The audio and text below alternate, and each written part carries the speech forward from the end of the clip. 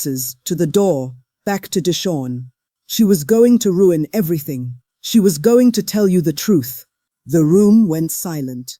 Even the heart monitor seemed to quiet, its frantic beeping slowing to a steadier rhythm as Imani's oxygen returned.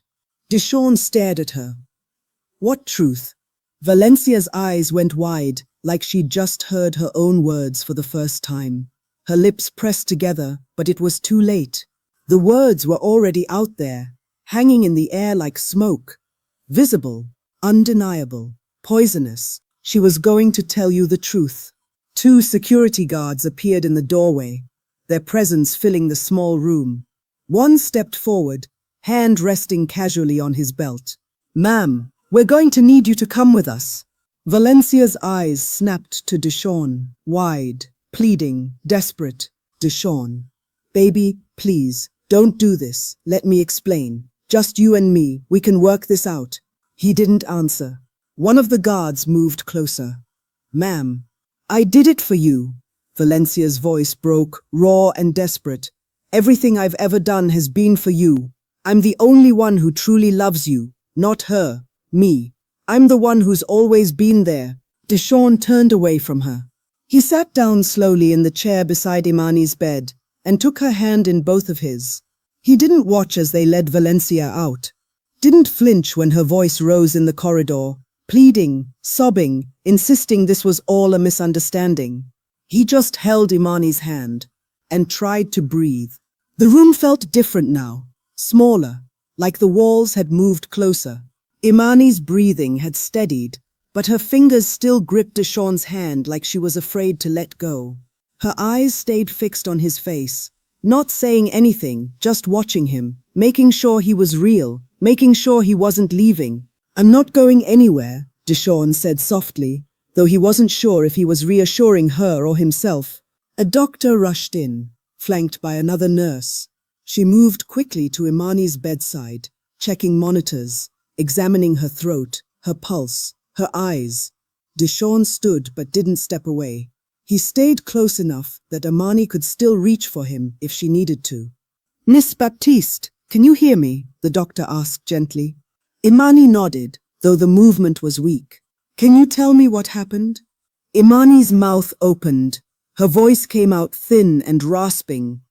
She said she couldn't let me marry him. She said I'd find out about Talia." Deshawn's blood ran cold.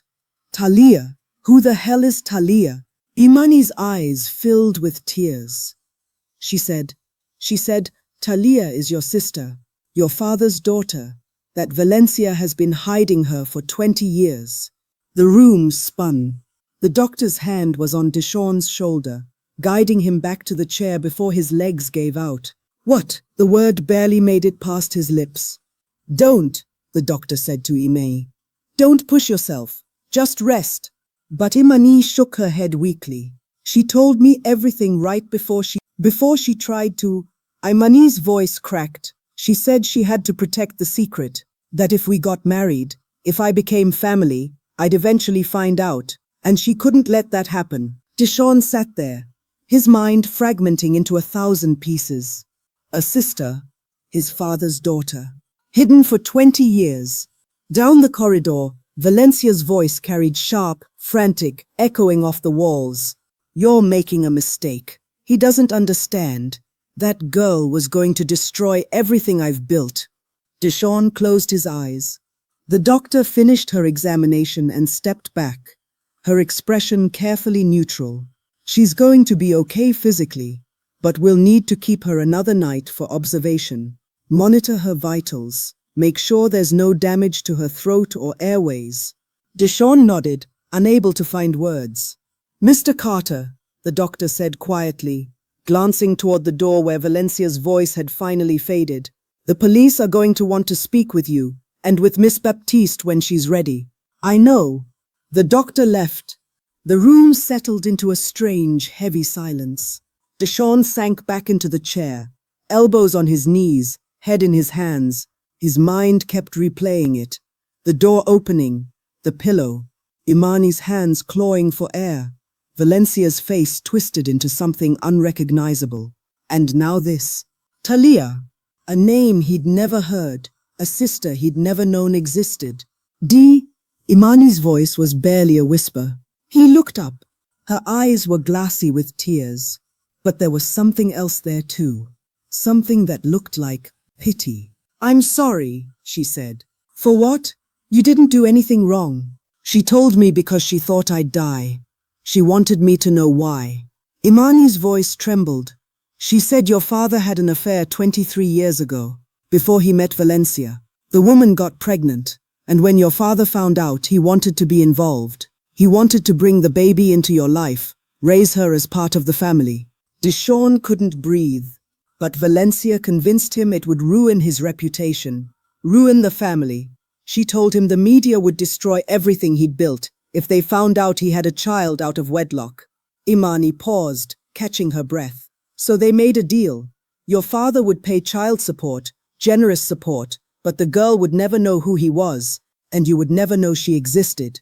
My father agreed to that. Deshawn's voice cracked. Valencia said he struggled with it, that he wanted to tell you, especially after your mother died. But Valencia kept convincing him it was for the best, that it would protect you from the scandal, from the media circus. A tear slipped down Imani's cheek. She said she did it to protect the family. But I think she did it to protect her position. If your father had another child, if that child ever came forward, Valencia would have to share everything. The estate, the inheritance, the Carter name.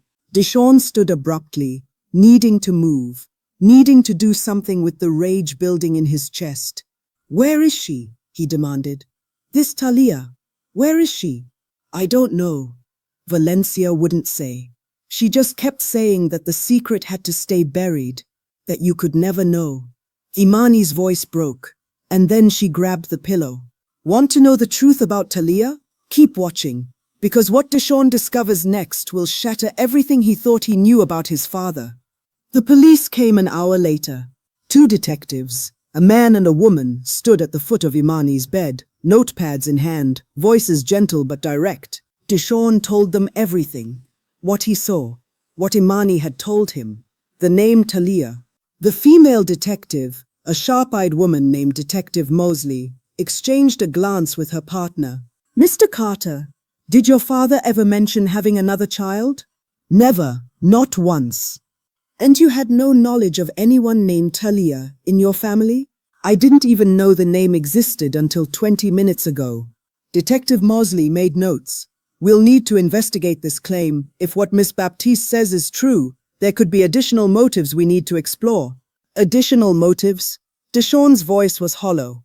She tried to murder my fiancé to keep a secret. What other motive do you need? I understand your frustration, Mr. Carter. But if there's another heir to your father's estate, someone who's been kept hidden, that changes the scope of this case significantly. Deshawn sank back into his chair.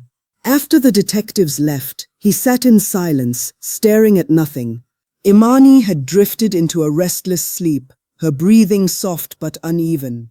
And for the first time since he'd walked through that door, Deshawn let himself think about his father. Marcus Carter, the self-made billionaire. The man who'd built an empire from nothing and taught Deshawn everything he knew. The man who'd apparently had a secret daughter he'd never acknowledged. Deshawn thought about all those nights his father had worked late, all those business trips that sometimes felt too frequent, too long. Had he been seeing her? This daughter? This Talia? Or had he kept his word to Valencia and stayed away? Deshawn's phone buzzed. His assistant, Kenyon. Boss, the board is asking questions. Do you need me to handle anything? Deshawn typed back. Tell them I'm taking leave. Family emergency. They'll have to manage without me. For the first time in 15 years, work would have to wait. 3 days later, Deshawn stood in the law offices of Morrison & Chen, the firm that had handled his father's estate. Lawrence Chen, the senior partner who'd worked with Marcus for over 20 years, sat across from him, his expression grave. Mr. Carter, I'm not sure what you're asking me to do. I'm asking you to tell me the truth, Deshawn said, his voice steady but cold. Did my father have another child? Lawrence's jaw tightened. I can't discuss. My stepmother tried to murder my fiancé to keep this secret. So whatever confidentiality you think you owe my father, it died with him 3 years ago. Deshawn leaned forward. Now answer the question. Did my father have another daughter? Lawrence was quiet for a long moment. Then he stood, walked to a filing cabinet, and pulled out a sealed manila folder. He set it on the desk between them. Your father left this for you, with instructions that it was only to be opened if certain circumstances arose. What circumstances? He didn't specify. He just said I'd know when the time came. Lawrence pushed the folder toward Deshawn. I think the time has come. Deshawn stared at the folder, his father's handwriting on the front, for Deshawn, when he's ready to know the truth. His hands shook as he opened it. Inside was a letter and a photograph. The photograph showed a young woman, maybe 22 or 23, standing in front of a brownstone in Brooklyn. She had his father's eyes, his father's smile, the same dimple in her left cheek that Deshawn saw in the mirror every morning. She looked like family. Deshawn picked up the letter. His father's handwriting, slightly shaky. This had been written near the end, when the heart condition was already taking its toll. Deshawn, if you're reading this, then something has happened that forced the truth into the light. I'm sorry you had to find out this way. I'm sorry for many things. Her name is Talia Monroe. She's your half-sister. She was born 23 years ago, the result of a relationship I had before I met Valencia. Her mother, Simone Monroe, was a good woman. She deserved better than what I gave her. When I found out Simone was pregnant, I wanted to do the right thing. I wanted to bring Talia into our lives, raise her alongside you, give her the Carter name, but Valencia convinced me that it would destroy everything I'd built. The scandal, the media attention, the damage to our family's reputation. She made me believe that keeping Talia hidden was the kindest thing I could do for everyone involved. I was a coward, son. I chose my legacy over my daughter. I chose protecting what I built over doing what was right. But I couldn't abandon her completely. I set up a trust for Talia, managed by Lawrence Chen, outside of the main estate. She receives $10,000 a month, enough to live comfortably, to pursue her dreams. She went to NYU. She's an architect now. She's brilliant, Deshawn. She has my mind for design and her mother's heart. She doesn't know who I am. Simone never told her. The money comes through a trust with no name attached. I've watched her from a distance all these years, seen her grow into an extraordinary woman, but I never had the courage to introduce myself. That's my greatest regret. Valencia doesn't know about the trust. She knows Talia exists, but she thinks I cut off all contact years ago. She thinks I chose her and our life together over my daughter. And in many ways I did. But I couldn't let Talia suffer for my mistakes. If you're reading this, it means the secret is out. It means Valencia's fear of losing her position has driven her to do something desperate. I'm sorry for that too. I'm sorry I married a woman who valued money and status more than truth. You have a sister, Deshawn. She doesn't know you exist, but she deserves to. The choice is yours. You can walk away, pretend you never read this letter, let the past stay buried, or you can reach out to her. Tell her the truth. Give her the family I never did. I hope you choose differently than I did. Love. Dad. Deshawn set the letter down, his hands trembling. Lawrence sat quietly, waiting. How long have you known? Deshawn finally asked. Since the beginning. Your father came to me when Talia was born, asked me to set up the trust, manage the payments, make sure she was taken care of. Lawrence paused. He asked me to watch over her, to make sure she had what she needed. And you never thought to tell me? It wasn't my place. Your father was my client. I was bound by attorney-client privilege. Deshawn stood, the letter clutched in his hand. I need her address. Lawrence hesitated. Mr. Carter, maybe you should think about her address, now. Lawrence pulled out a file and wrote on a slip of paper. She lives in Bed-Stuy. She runs her own architecture firm, small but successful. She specializes in affordable housing design. Deshawn took the paper. As he reached the door, Lawrence called out, Mr. Carter, your father loved you. More than anything, don't forget that. Deshawn didn't answer. What happens when Deshawn finally meets Talia? Keep watching, because the truth is about to get even more complicated. The brownstone in Bed-Stuy was exactly like the one in the photograph. 3 stories, brick facade, flower boxes in the windows. Deshawn stood on the sidewalk, staring up at it, the letter heavy in his jacket pocket. He'd been standing there for 20 minutes, trying to figure out what to say. "Hi, I'm Deshawn Carter. Your father was my father too, and he's been sending you money for 23 years without telling you who he was." Yeah, that would go over well. He was about to walk away when the front door opened, and she stepped out. Talia Monroe. She was taller than she looked in the photograph. She wore jeans, a fitted blazer, and sneakers. Her hair was pulled back in a neat bun. She had a messenger bag slung over her shoulder and a coffee cup in her hand. She looked like she belonged in a design magazine. Effortlessly cool, confident. She looked like their father. She was halfway down the steps before she noticed him standing there, staring. "Can I help you?" Her voice was cautious but polite. Deshawn's throat closed. He couldn't speak. She took a step back, her hand moving toward the pepper spray on her keychain. "Look, if you're lost, I'm Deshawn Carter," he blurted out. "And I think we're related." Talia froze. Her coffee cup slipped from her hand, hitting the steps, splashing brown liquid across the concrete. "What did you just say?" Deshawn pulled out the photograph, the one from his father's letter. "This is you, isn't it?" She stared at the photo, then at him, then back at the photo. "Where did you get that?" "From my father, Marcus Carter. Our father." The color drained from her face.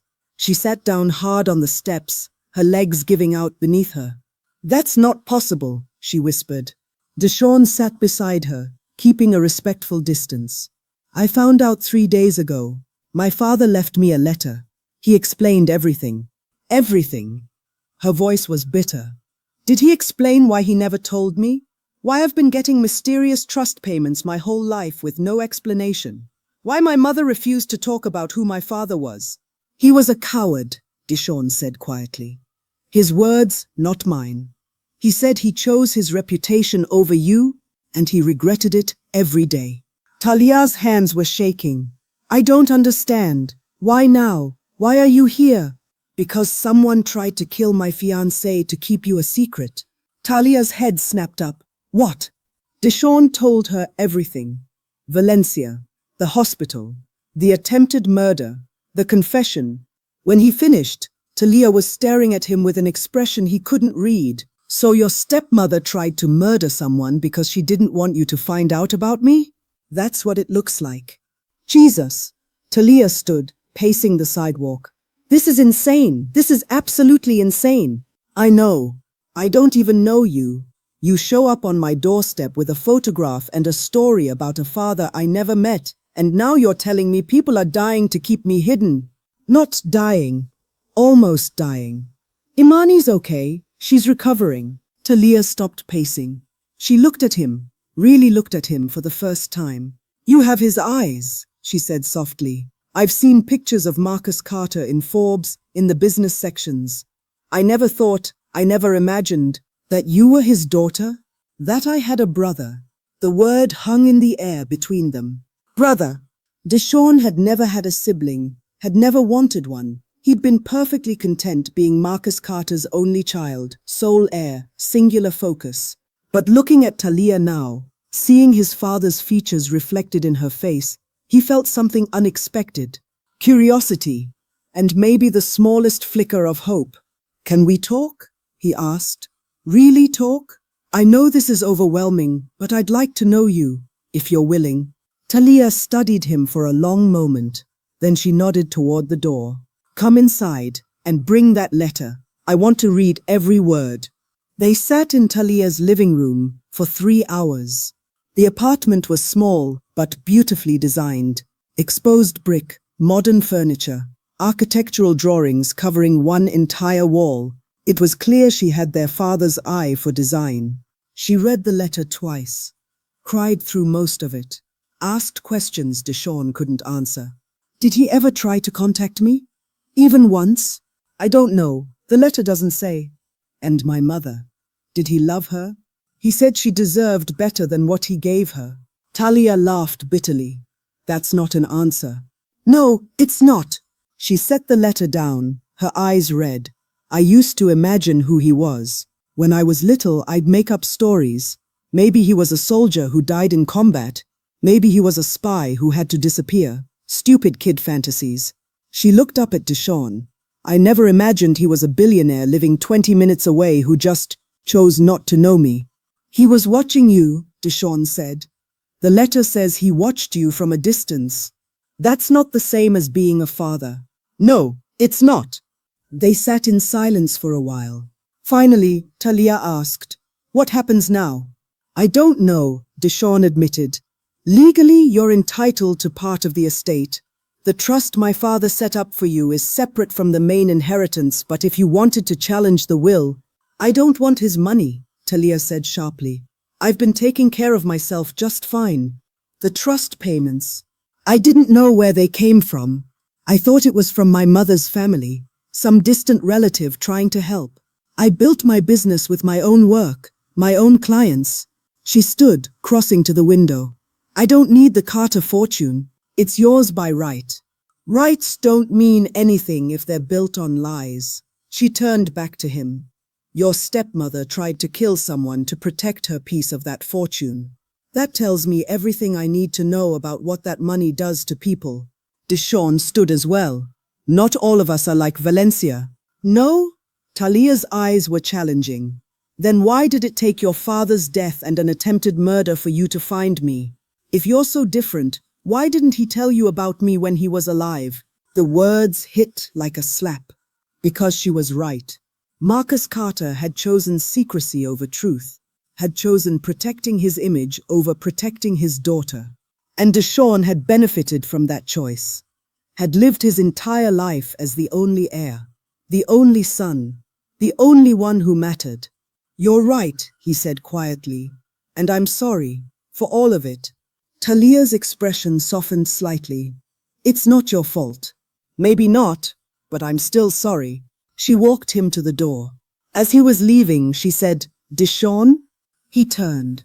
"I'm glad you found me. I'm angry, and I'm hurt, and I have no idea how to process any of this. But I'm glad I'm not alone anymore."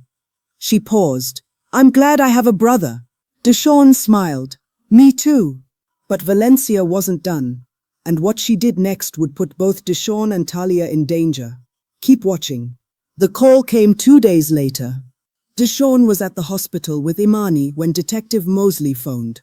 "Mr. Carter, we need you to come to the station. Now." "What's wrong?" "Mrs. Carter wants to make a statement, and she's specifically asked for you to be present." Deshawn's stomach dropped. "Why?" "She says she'll only tell the truth if you're in the room. She says there's more to the story than what we know." The interrogation room was small and cold. Valencia sat on one side of the metal table, her hands cuffed in front of her, her designer clothes replaced with an orange jumpsuit. She looked smaller than Deshawn remembered. Older, broken. When he walked in, her eyes lit up. "Deshawn, baby, thank you for coming." He didn't sit. "What do you want, Valencia?" "I want to tell you the truth, all of it." She glanced at Detective Mosley. "But I need immunity." "That's not how this works," Mosley said. "Then I guess you'll never know who really killed Marcus Carter." The room went silent. Deshawn's blood turned to ice. "What did you just say?" Valencia's smile was bitter. "You think your father died of a heart attack? Natural causes at 62? She laughed. "He was murdered, Deshawn, and I know who did it."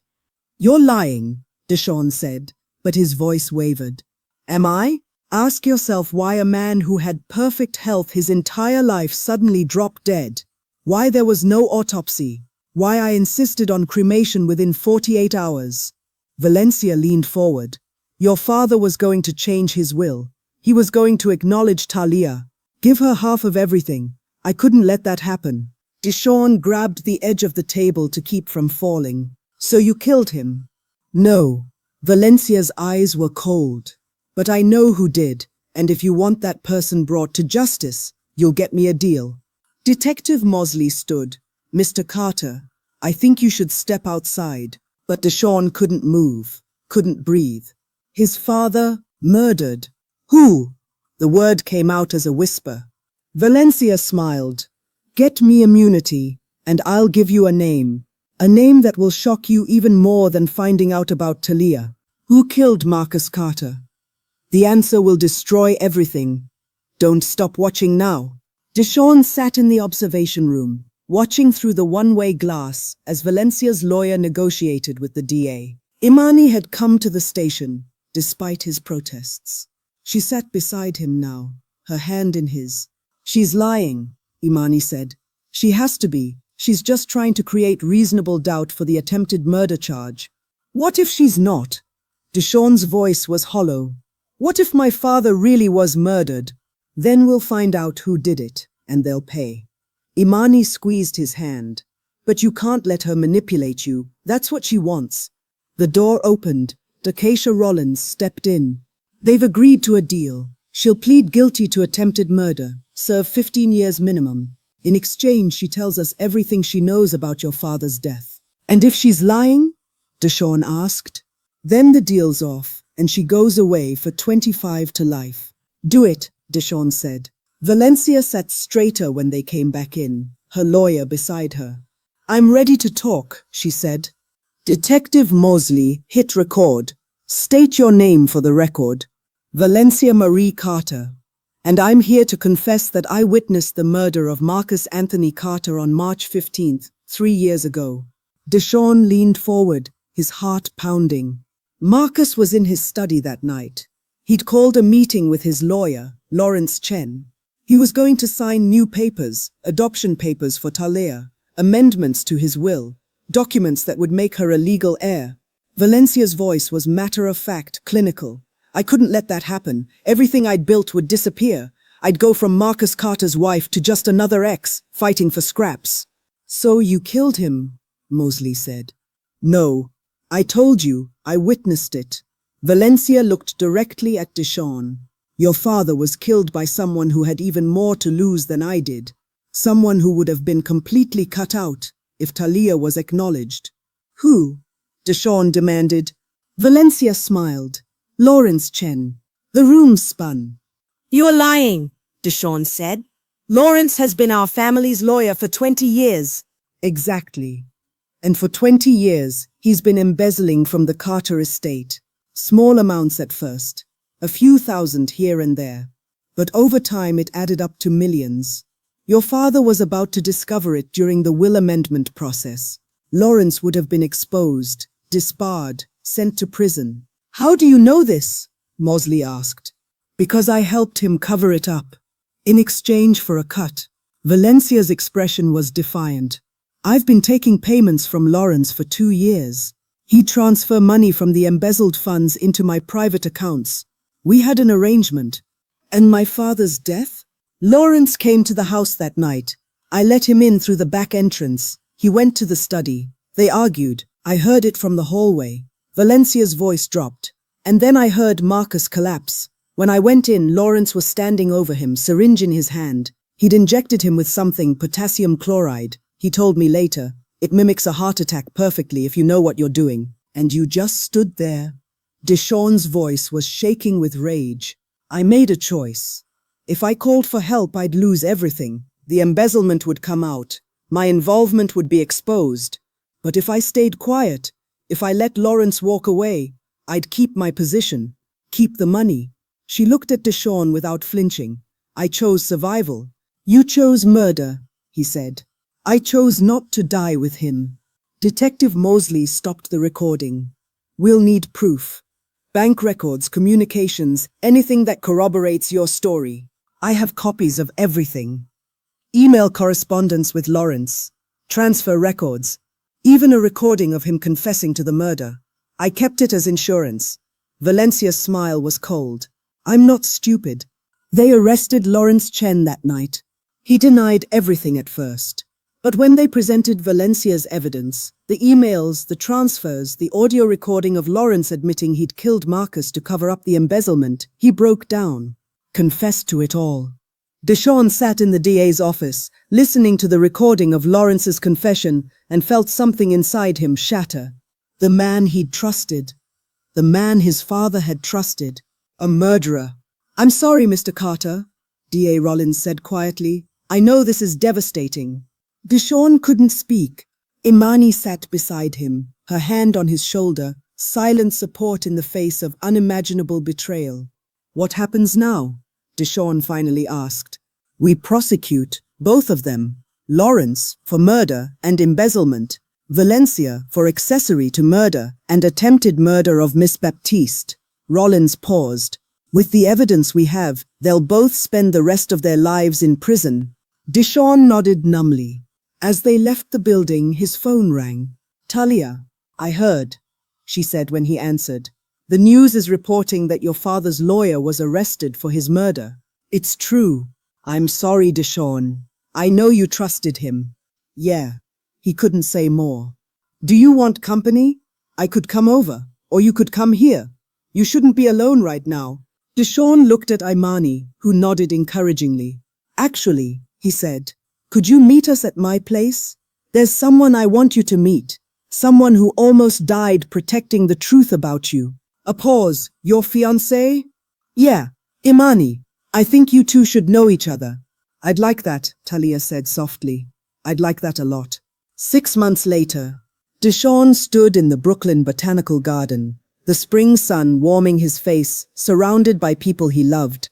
Imani stood beside him in a simple white dress, flowers in her hair, smiling like she'd never been more sure of anything. And in the front row, right next to his closest friends, sat Talia Monroe, his sister, wearing a smile that matched his own. The officiant spoke about family, about the people we choose, about the ones who show up when it matters most. Deshawn thought about his father, about the secrets Marcus had kept, the cowardice he'd admitted to, the daughter he'd abandoned. But he also thought about the letter, about Marcus's final wish that Deshawn would choose differently. And he had. He'd found Talia, built a relationship with her, amended his own will to split everything 50-50, the way their father should have done years ago. Talia had protested. She didn't want the money, didn't need it. But Deshawn insisted. Not because of obligation, because of love. "She's family," he'd told her. "And family takes care of each other." Now, as he said "I do" to Imani, as he kissed his wife for the first time, as Talia stood and cheered alongside everyone else, Deshawn felt something he hadn't felt in a long time. Peace. Not because everything was perfect. It wasn't. Valencia and Lawrence were both in prison, awaiting trial. His father's legacy was tarnished by secrets and lies. The media had had a field day with the story. But Deshawn had Imani. He had Talia. He had the truth. And sometimes, that's enough to start rebuilding. At the reception, Talia pulled Deshawn aside. "I have something for you," she said, handing him a small wrapped box. He opened it to find a photo, Talia and their father, taken from a distance. Marcus standing outside her college graduation, watching from the back of the crowd, pride evident on his face, even though she'd never known he was there. "How did you?" "I hired a private investigator, asked him to find any evidence that Marcus Carter had been watching me like his letter said." She smiled through tears. "He found dozens of photos, different events, different years. Dad was there for everything, Deshawn. My high school graduation, my first architecture award, the opening of my firm. He was always there." Deshawn stared at the photo, his vision blurring. "He loved you," he said. "He was just too much of a coward to tell you." "I know, and I'm angry about that. I'll probably always be angry." Talia squeezed his hand. "But I'm also grateful, because his cowardice led to your courage. You chose differently. You chose truth. You chose family." They stood together, brother and sister, as the sun set over the garden. And in that moment, Deshawn understood something his father never had. That true wealth isn't measured in money or empires or secrets kept. It's measured in the people who show up, who tell the truth, who choose love even when it's hard. If this story touched you, if it reminded you that healing is possible, that family is what we make it, that sometimes the truth is worth the pain, hit that like button, share this with someone who needs it, and subscribe. Tell me in the comments, what lesson are you taking from Deshawn's journey? Because maybe this story found you for a reason.